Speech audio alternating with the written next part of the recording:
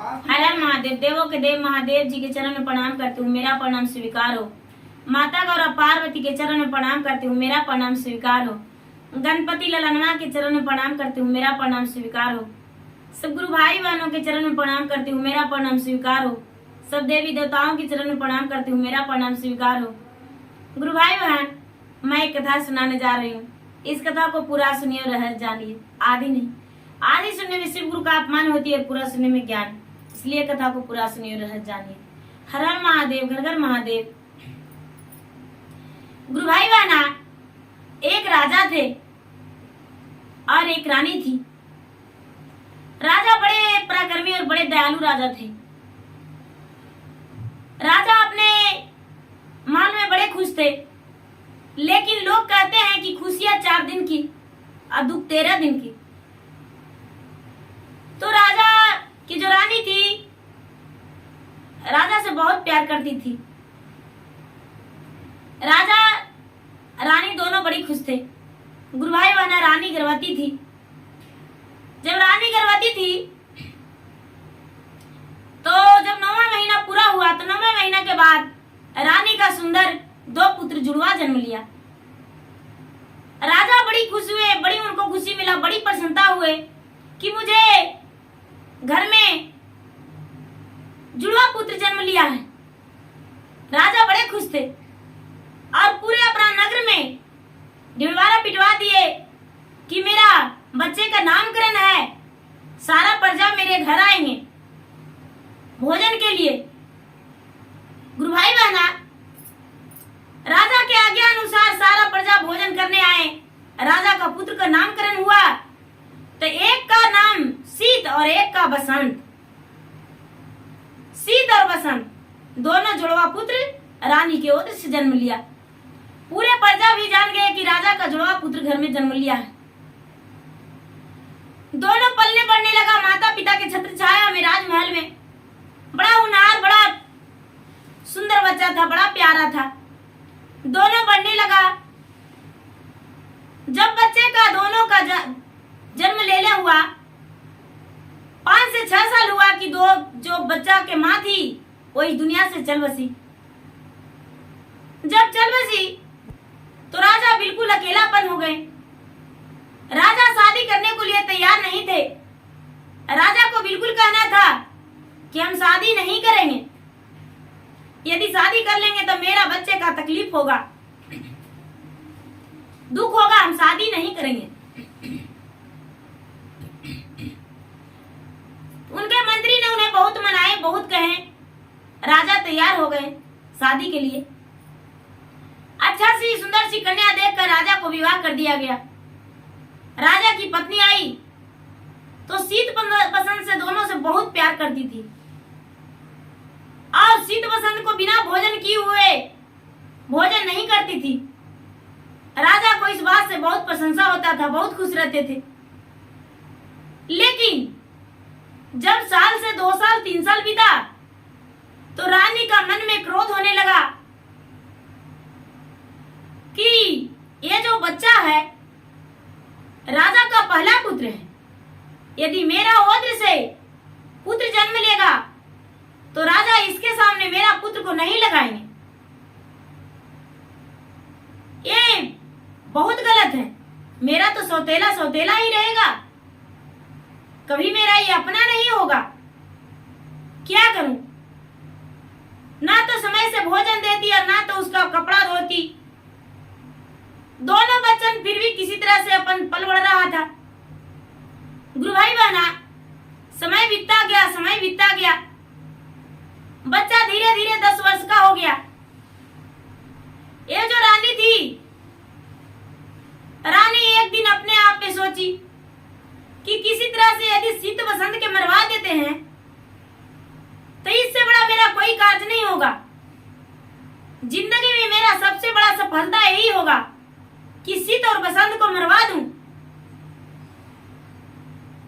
शीत बसंत को मरवाने के लिए रानी तैयार हो गई।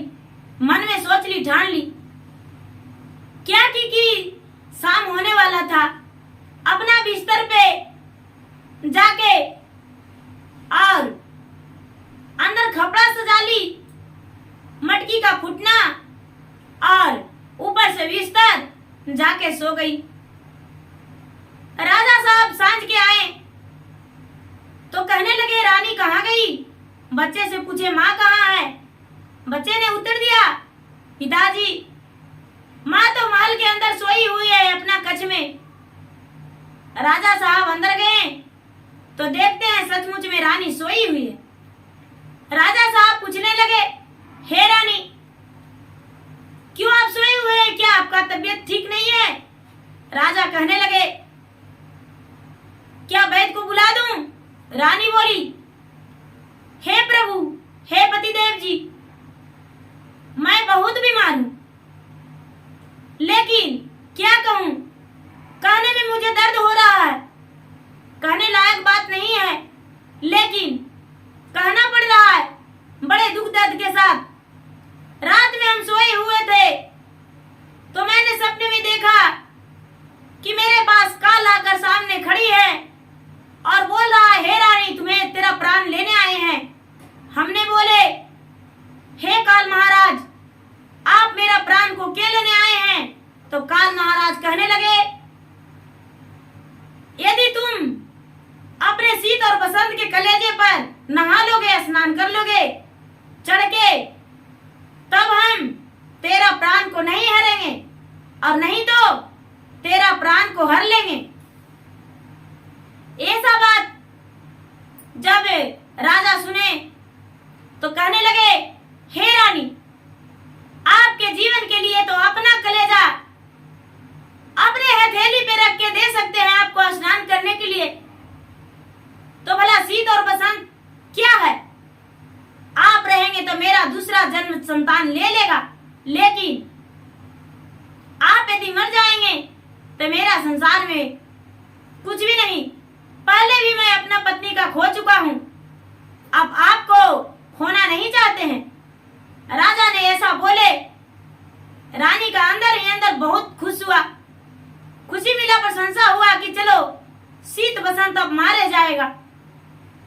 राजा साहब सवेरे होते ही 4 जल्लाद को बुलाए और जल्लाद को बुलाए और चारों जल्लाद के बोले कि जा शीत बसंत को ले जाकर जंगल में इसका कलेजा निकाल के ले आना। जब माता पिता उसको बात कर रहे थे तो शीत बसंत सुन लिया था। शीत बसंत जान गया कि माता मेरे पिताजी मुझे मारने को लिए जल्लाद के सामने भेज रहे हैं। दोनों बच्चा पिता के हाथ में लटक गया और बोला पिताजी इस जल्लाद के पास मुझे क्यों भेज रहे हैं? एक तरिया रामा दुई गो बलकवाजी जे दीन ललिए पिताजी हम जला में आजी। अरे नगरा में भोलावा बरा सेलारे की नागरा में बजे पिताजी बजले बधाई आजी।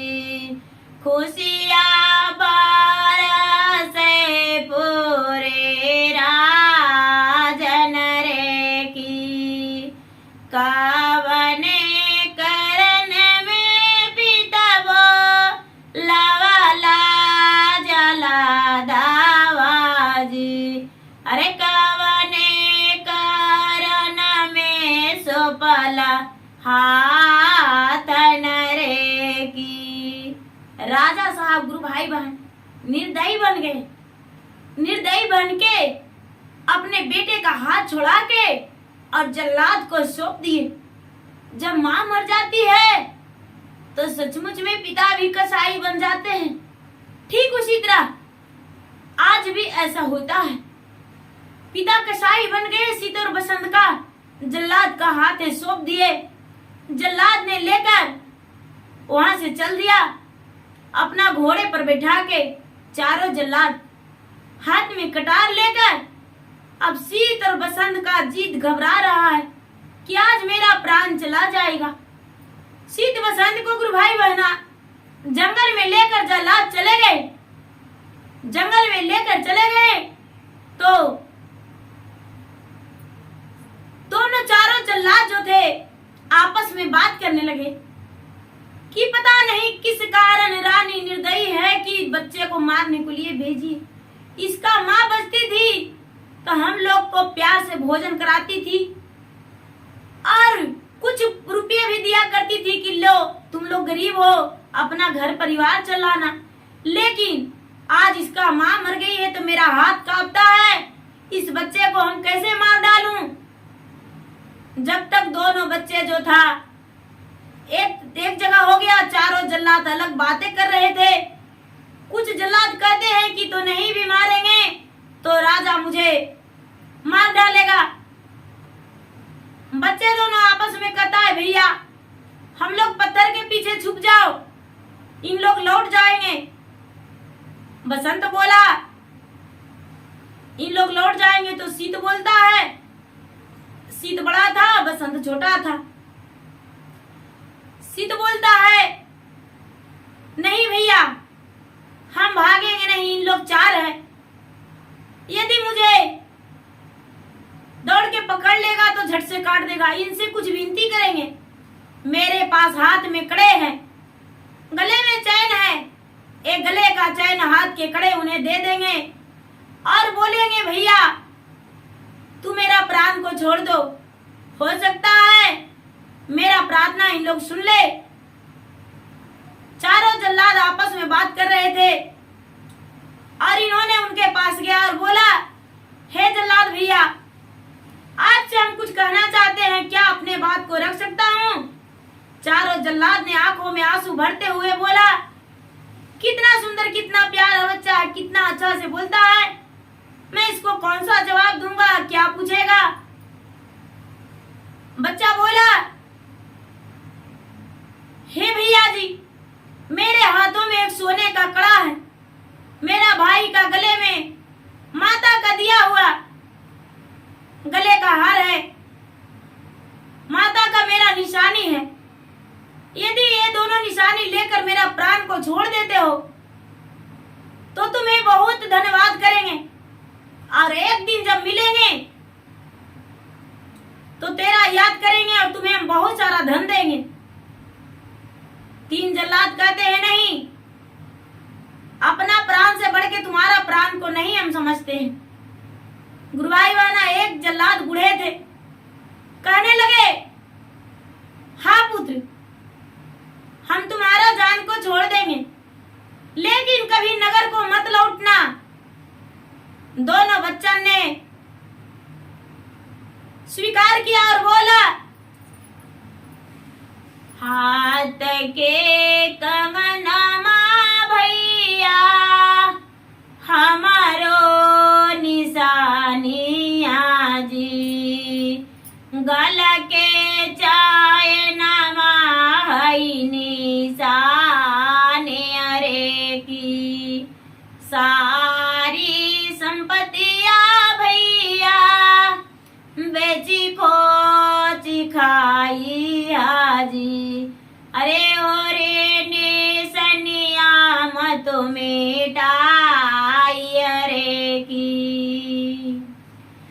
हमरो परनमा भैया छोड़ियो में देहू जी, अरे रजवाना लौटी कवहू आए वरे की, मांगे चांगे कई वही भैया दिनमा बिताए वे जी, अरे पीता के दुआरिया नहीं लौटवरे की।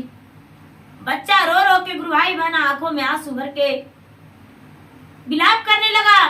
चारों जल्लाद के आंखों से आंसू आ गया और चारों जल्लाद ने उसका कपड़े उतार लिए और कपड़े उतार कर और अपना धोती फाड़ के और उसे पहना दिए, एक धोती का दो खंड करके और पहना दिए। पहनाकर और चारों जल्लाद को वो कंगन दे दिया और गले का हार दोनों और दोनों का हाथ में कंगन था। चारों जल्लाद ने एक एक बांट लिया और वन में सियार बिलार मिला गुरु भाई बना, उसका मार के कलेजा निकाल लिया और गमछी में बांध लिया और शीत और बसंत का कपड़ा वापस लेकर आ गया। घर आया, रानी को बोला, हे रानी लो हम ले आए शीत और बसंत का कलेजा, लीजिए क्या करना है, भूंज के खाना होगा तो खा लीजिए। हम आपका बेटे का कलेजा ले आए। राजा भी उसी जगह थे। हंसते हंसते राजा शीत बसंत का कलेजा ले लिए और रानी को सौंप दिए। रानी ने कलेजा को कुछ नहीं की। जब सारा लोग सो गए तो रानी ने आंगन में गड्ढे खद के अब कलेजा जो बिलार का था शियार का था, दोनों का कलेजा गले आंगन में गाड़ दी। और जब आंगन में कलेजा गाड़ी तो सुबह में देख रहे हैं राजा कि एक सुंदर सा फूल का वृक्ष खिला हुआ है, सुंदर सुंदर 2 फूल का वृक्ष।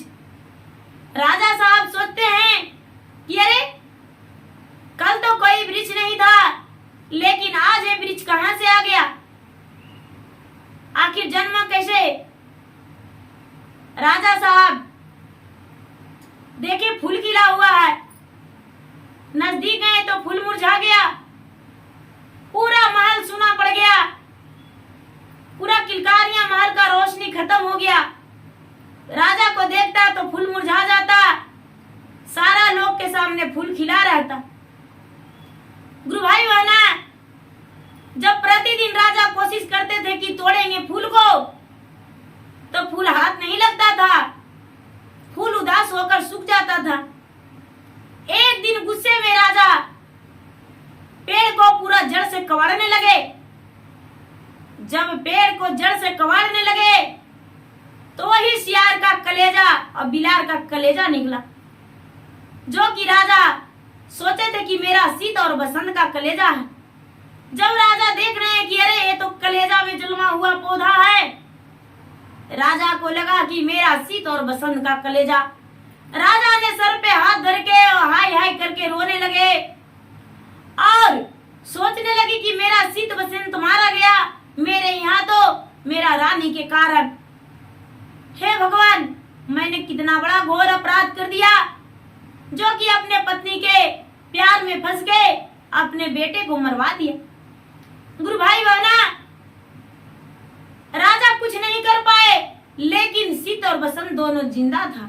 राजा को लगा मेरा शीत बसंत मर गया है। रानी को अब गुरु भाई बहना, राजा और रानी की कहानी छोड़कर आगे बढ़ते हैं शीत और बसंत का कहानी में लेकर। शीत बसंत जल्लाद के हाथों से निकल गया, जल्लाद ने छोड़ दिया और शीत बसंत वहां से जंगल से में चलने लगा। चलते चलते चलते चलते चलते चलते एक जगह शाम हो गया। शाम हो गया, ठंडा का मौसम था, शीत का ठंडा लग रहा, बसंत का ठंडा लग रहा था। सो शीत ने सोचा आग जलाता हूं और थोड़ा सा लकड़ियां जला के अपना हाथ पांव सेक लेंगे। दोनों भाई ने जलाकर और सेकने लगा तो सेकते सेकते बड़ा को नींद आ गया। दोनों आपस में बातें किया, हे भैया हम लोग सो जाएंगे और सोकर एक सो जाओ एक जागेंगे, आधी रात एक और आधी रात एक। बड़ा भाई बोला हम पहले जाग जाते हैं फिर तू जाग जाना। छोटा भाई सो गया, बड़ा जाग गया, लेकिन जब आधी रात हुआ तो छोटा जागने लगा और बड़ा सो गया।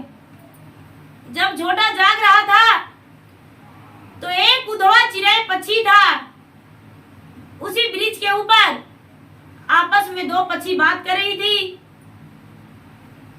कि सुनिए आज एक मुसाफिर है, पे वृक्ष के नीचे 2 बच्चे हैं, बिन माँ के बच्चे हैं, इसकी माँ नहीं है, लेकिन दोनों भूखा है।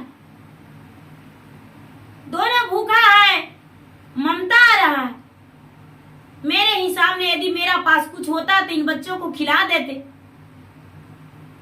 उधवा की पत्नी बोलती है, आप बड़े दयालु बन रहे हैं तो आप अपने ही जाके उसको भोजन क्यों नहीं दे सकते हैं? जो पक्षी है वो बोलता है, देखो यदि मुझे आगे खाएगा तो आगे राज करेगा और पीछे खाएगा तो पीछे राज करेगा। हम क्या उसको अग्नि में जल जाएंगे तो मुझे खा जाएगा तो उसे पाप नहीं लगेगा? ये बात बोलकर और उसका अग्नि में पक्षी गिर गया, पक्षी पक गया। छोटा भाई ने क्या किया कि सवेरा होते ही बड़े भाई को आधा भाग खिला दिया और आधा भाग अपने खा लिया, आधा भाग अपने खा लिया और कहने लगा, भैया भूख से मुझे तड़प रहा हूं, मैं तड़प रहा हूं, मुझे रहा नहीं जा रहा, मैं क्या करूं? ये भाई बोलता है, ठीक है भैया तू यहीं पे रहो, हम गांव से कुछ भोजन मांग कर लाते हैं। बड़ा भाई जो था, बड़ा भाई भोजन मांगने वहां से निकल पड़ा। जब भोजन मांगने निकल पड़ा तो गुरु भाई बहना, वहां का राजा कुछ ही दिन पहले मर चुके थे। वहां के राज दरबार में कोई राजा नहीं था और वहां के लोग का जल्दी था राजा कोई चुनने को लिए। वहां के जो राजा थे, लोग मंत्री थे, वो अपने गजमोती के जो हाथी था उसको द्वारे जयमाला डलवा रहे थे कि जिसको गले में डाल देगा उसी का राजा बनाया जाएगा।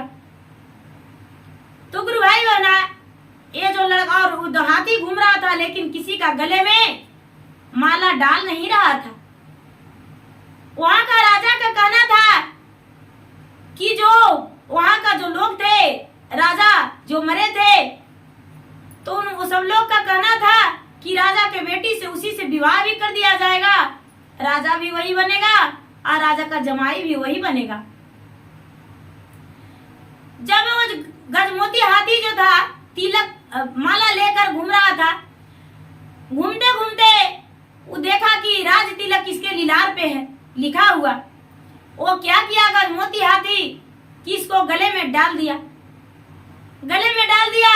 सारा लोग इसको राजा स्वीकार किए और जयकारी करके राजमहल लेकर चले गए, राजमहल लेकर चले गए और राजा घोषित कर दिए, राजा घोषित कर दिए।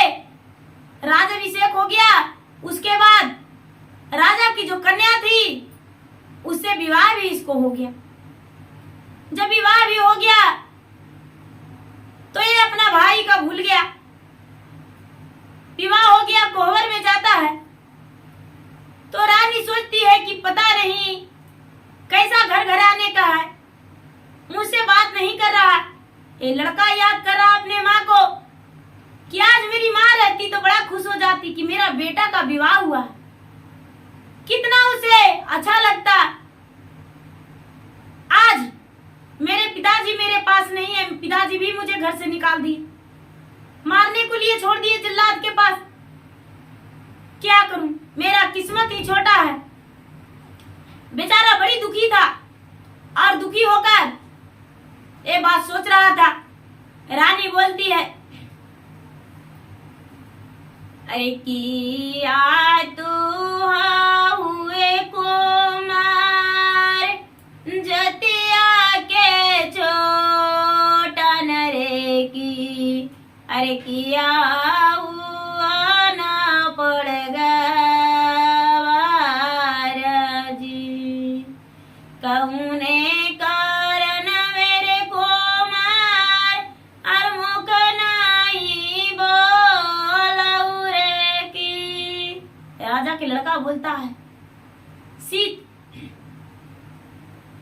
तो अरे कारण मेरे तिरिया तेजली ना भाई जी, अरे भाई मोरा जंगले बीतावेल रे की, हम नयली तिरिया भोजने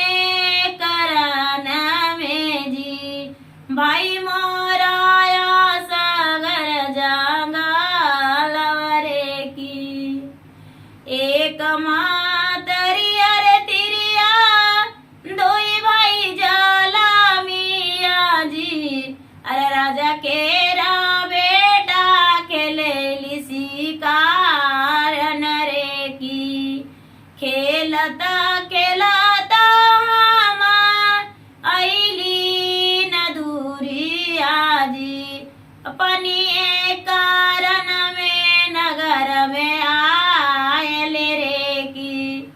बेचारा राजकुमार बोला, हम राजा के बेटा हैं, मेरे पिताजी राजा हैं, हम शिकार खेलने आए थे, पानी के कारण नगर में आए, इन लोग पकड़ लिए, राजा बना दिए, मेरा भाई जंगल में होगा। अब रानी भोजन कराई, भोजन करा के आपस में बात की। सवेरा हुआ, ये लड़का भूल गया। गुरु भाई बहना, ये जो जंगल में था पूरा रात भी दिन बिता लिया, रात बिता लिया, फिर सवेरा हो गया, फिर रात्रि हो गया। अपना भाई का आस में रोने लगा। जब वो रोने लगा तो ठीक आधी रात में माता बंसती निकले और निकल के और सोचते हैं कि रे पुत्र, बोलते हैं क्यों रो रहा है, क्या कारण है। ये लड़का बोलता है, हे माता मैं क्या कहूँ, मेरी दुख भरी बातों आपको सुना नहीं जाएगा, आपको यदि सुनाएंगे तो आपको रहा नहीं जाएगा। मेरी माँ इस दुनिया से मुझे छोड़कर चली गई, मैं बिल्कुल बेसहाय हूँ। मेरे पिताजी जल्लाद के हाथों मुझे मारने के लिए छोड़ दिए। मेरा हाथ का कंगन, गले का चैन वस्त्र उसे देकर और हमने तो अपने जान को बचा लिए, लेकिन मेरा भाई गांव में गया है भोजन लाने के लिए, लेकिन 3 दिन 3 रात बीत गया, अभी तक वापस नहीं आया। माता बंसती कहने लगे, अपने ध्यान दृष्टि से देखने लगे तो देखते हैं वो तो वहां का राजा बन गया, वो इसका याद भी नहीं कर रहा है, ये कहाँ जाएगा।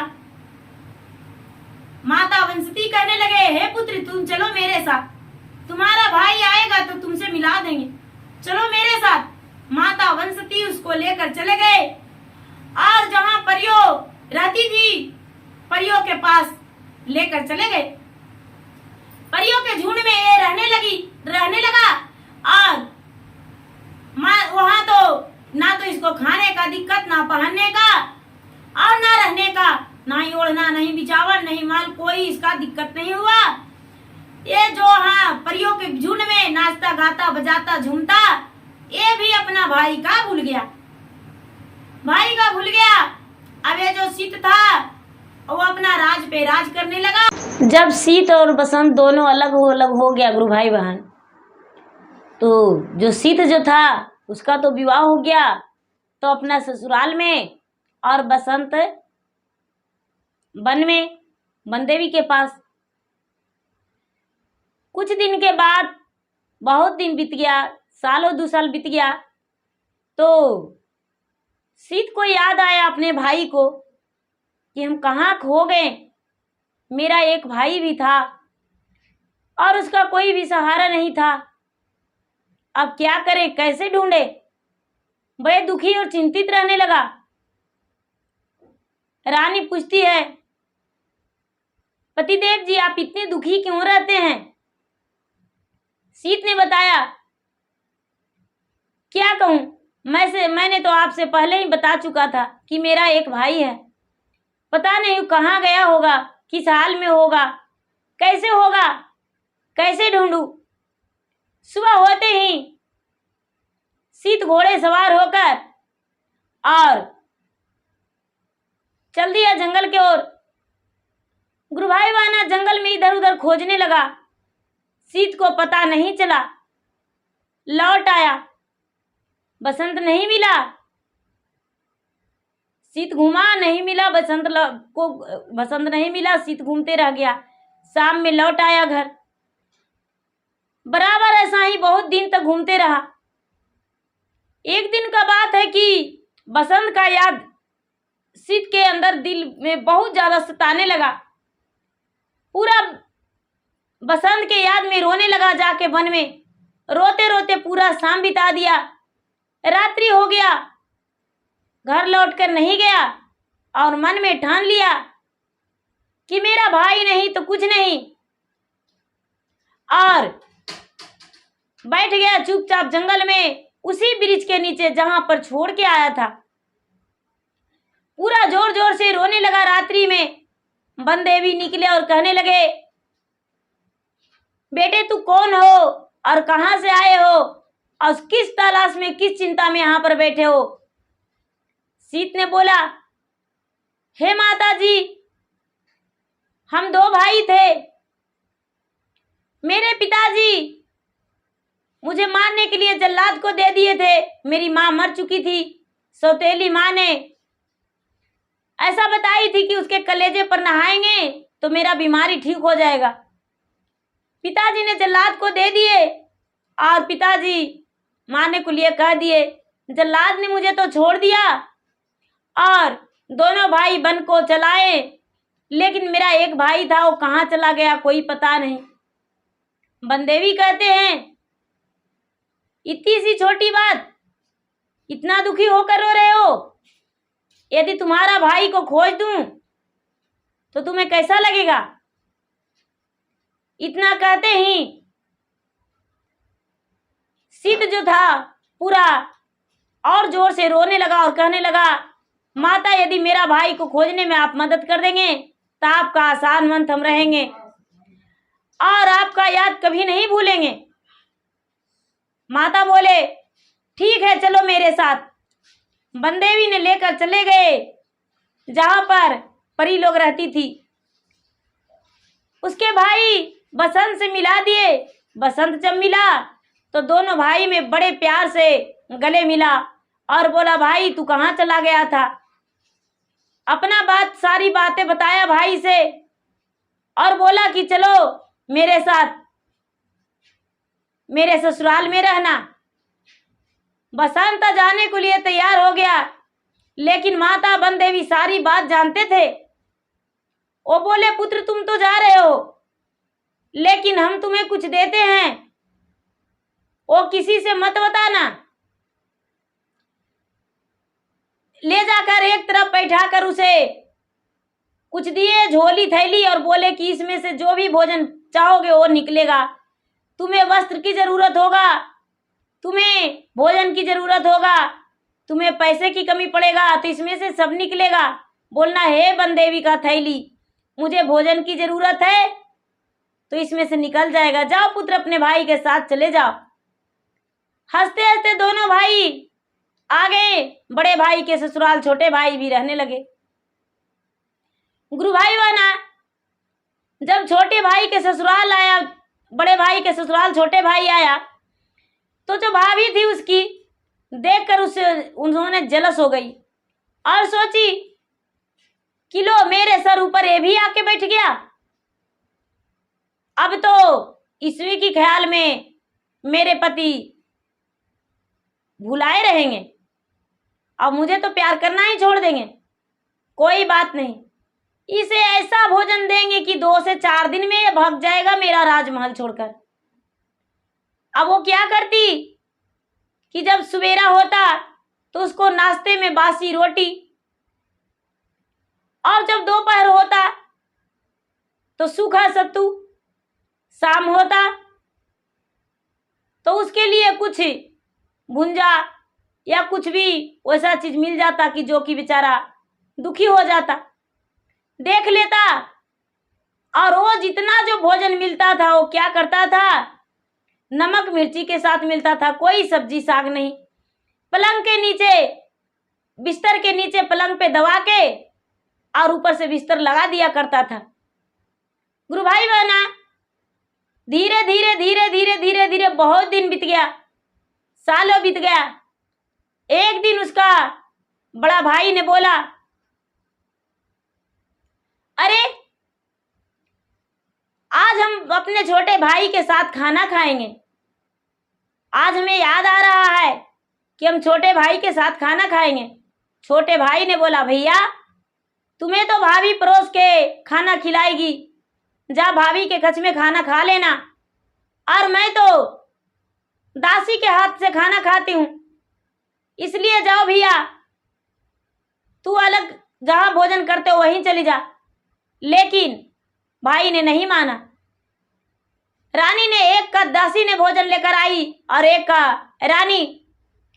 तो रानी जो भोजन लाई थाल में अपने पति के लिए, तो उसे पता नहीं था कि मेरे पति और मेरा देवर एक ही जगह भोजन के लिए बैठे हैं। जब दिया तो ये देखा कि अरे भाई का थाल में तो 56 भोग परसा गया है। छोटे भाई का थाल अपना हाथ में ले लिया और अपना थाल दे दिया छोटे भाई का हाथ में और बोला, भाई तू ये सूखे रोटी खाते हो प्रतिदिन? बोला, हाँ भैया, मुझे यही मिलता है, मेरे लिए यही ज्यादा है। मैं तो दूसरों के टुकड़ों पे पल रहा हूं, दूसरों के सिर तले बोझ हूं, तो भला कैसा भोजन चाहिए? भाई ने आंखों में आंसू भर के और बोला, आह, जब मेरा भाई नहीं तो मेरा संसार में कोई नहीं। उन्होंने खाना नहीं खाया और बोला, भैया मेरे लिए तो दुखी मत हो, चलो मेरे कमरा में। वो कमरा में लेकर गया और जब कमरा में लेकर गया तो उसका बिछावन उठाया तो देखता है कि पूरा भोजन वही रखा हुआ है। बोला, भाई तो तू खाता था क्या? बोले, भैया मुझे बनदेवी पता नहीं जानते थे क्या, मुझे देकर कुछ चला दिए थे कि जो कि हम सारा दिन भोजन वही करते हैं। बोले, भैया हम सब कुछ छोड़ सकते हैं लेकिन अपना भाई को नहीं छोड़ सकते हैं। हम भाई को नहीं छोड़ सकते हैं, हम अपना भाई के लिए कुछ भी कर सकते हैं। और राजपाट छोड़कर जाने लगा तो वहां के प्रजा लोग पूरा परेशान करने लगे और रानी बोली, मेरा गलती को माफ कर दीजिए, आज से ऐसा नहीं करेंगे, हम दोबारा ऐसा नहीं करेंगे, आपके भाई के अच्छे से आदर संस्कार करेंगे, मुझसे गलती हो गया। छोटे भाई ने अपने भाई को बोला, भैया गलती हर इंसान से ही होता है, इसलिए मेरे भाभी को क्षमा कर दो और तू ससुराल में रहो। गुरु भाई बहना 12 वर्ष बीत चुका था धीरे धीरे रहते रहते, लेकिन इसकी जो सौतेली माँ थी उसका एक भी संतान नहीं हुआ था। धीरे धीरे समय बीतता गया, 12 वर्ष बीत गया। अब शीत और बसंत का याद आने लगा कि मेरे पिताजी कैसा होंगे, किस हाल में होंगे। उसके पिता के राज पे दूसरा राजा आक्रमण कर दिया था, दूसरा राजा चढ़ाई कर दिया था। जब दूसरा राजा चढ़ाई कर दिया था तो बसंत को पता चला, बोला, भैया मेरा राज पे जो मेरा हक, जहां के हम उत्तराधिकारी हैं, उस राज पे दूसरा लोग वहां आक्रमण कर दिया है, चढ़ाई कर दिया है, क्यों ना उसे हराकर अपना राज वापस ले ले। क्या किया कि उसके पिता बेराज हो गए, बेदखल हो गए। इन्होंने जाके उस राजा से युद्ध करके और राज को वापस ले लिया, और अपने माता पिता के पास गया। इसके पिता अंधे हो चुके थे वियोग में, अपने पुत्र के वियोग में अंधे हो चुके थे। माता जो थी उसका राजपाट छिना गया था, राजमहल से दूर हो गई थी, एक झोपड़ी बना के रहती थी, माता पिता उसी में रहते थे, उनका कोई संतान नहीं हुआ था। पिता के जाके चरण छुआ दोनों भाई मिलकर और बोला, पिताजी आप मुझे पहचानते हैं? जब घोड़े सवार होके अंदर गांव में प्रवेश किया तो लोग देखते रह गए कि कौन राजा इतना बड़ा आया है। जब ये उनके पास गए अपने पिता के पास, पिता को बोले तो बोलते हैं, नहीं हम नहीं पहचानते हैं, तुम कौन हो? ये जो शीत था वो बोला, पिताजी आपके पुत्र मैं शीत और बसंत हूं। इतना सुनकर पिताजी उसके रोने लगे पूरा फट फट के और कहने लगे, हे पुत्र तुम्हारे ही वियोग में मेरा दोनों आंखों अंधा हो गया।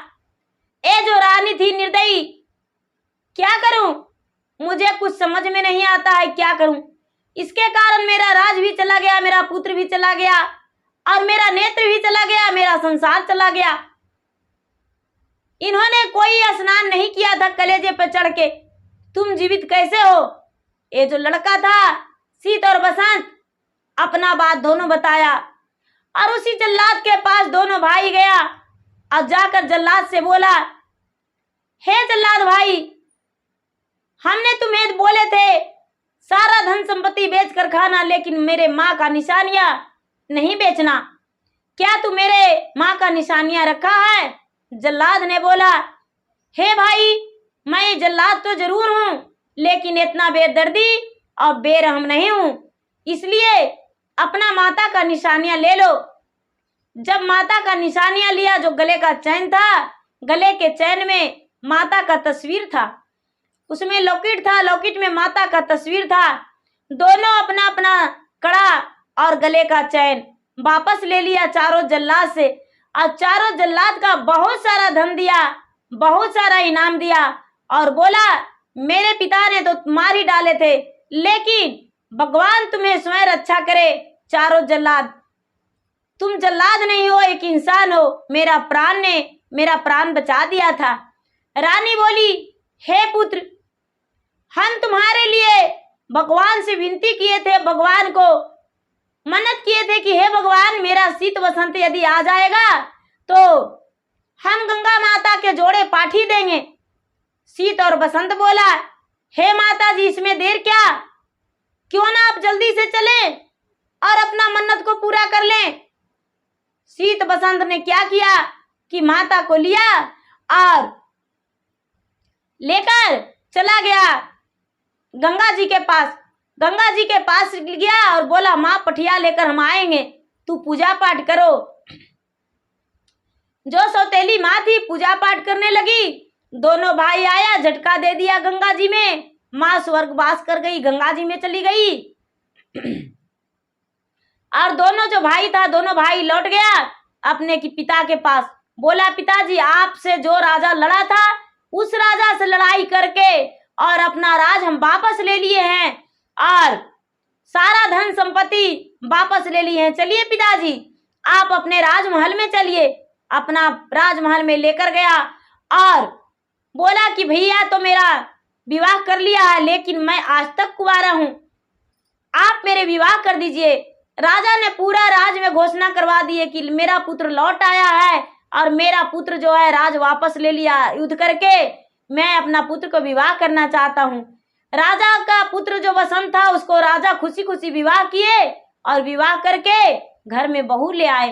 एक बेटा का राज ससुराल का हो गया और एक बेटा का राज घर का हो गया।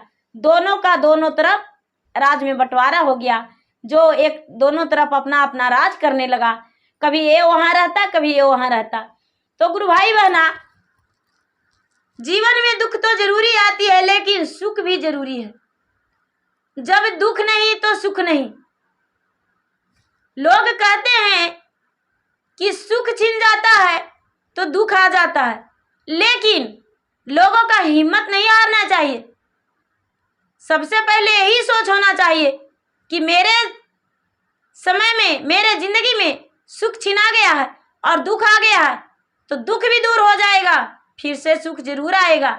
और यही सच है गुरु भाई बहना, कि जब दुख आ जाता है तो सुख आ जाता है, लेकिन ज़्यादा खुश हो तो हंसना नहीं, ज़्यादा दुख हो तो रोना नहीं। हिम्मत बनाकर रहना चाहिए और खुशी को संभाल के समेट के घर में रखना चाहिए परिवार के साथ। तो गुरु भाई बहना, मेरा वीडियो अच्छा लगे तो इसे लाइक कीजिए, शेयर कीजिए, सब्सक्राइब कीजिए। धन्यवाद। हर हर महादेव, घर घर महादेव।